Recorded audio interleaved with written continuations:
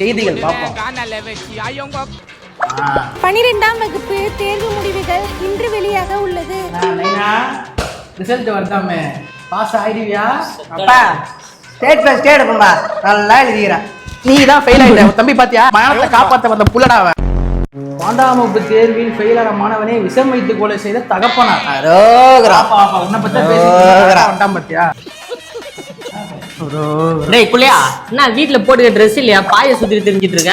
நான் சுமாரு, உனக்கு ஒண்ணும் தெரியாது. பிறந்தோம்னா அப்பா நான் உனக்கு என்ன பண்ணிக்கிறேன்னு தெரியுமா உனக்கு? பா காலை கொடுங்க. இல்ல கால் நாட்டு உங்க கையை கொடுங்கப்பா. இன்றும் சற்று நேரத்தில் தேர்தல் முடிவுகள் வரப்போகுது. அப்பா அப்பா எனக்கு அவசரமா ஆய்வு எடுத்துப்பா, நான் போயிட்டு வந்துடுறேன். ரிசல்ட் பார்த்துட்டு நானும் போன வருஷம் இப்படி தான் பண்ணேன். சின்ன புள்ள ஃபெயில் ஆக மாட்டான்டா. அவன் ஃபெயில் மட்டும் ஆகட்டும், அப்பா கூட பார்க்க மாட்டான்டா உன்னை. எப்பா ரிசல்ட் வந்துச்சு, அவனை வர சொல்லுப்பா.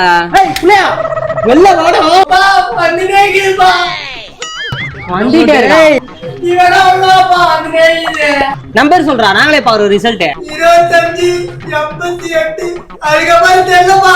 ஆஸ் நம்பர் சொல்ல போட்டி ஊறி மொத்த தின்றுவேன். போடுறா. எல்லாத்துலயும் எஃப்எஃப்னு இருக்கு. யோ எப்பனா ஃபெயிலியா? நானாச்சும் 75 மார்க் வாங்கியிருந்தேன், உன் புள்ள 35 மார்க் தான் ஆயிருக்கான். வெக்கமா இல்ல?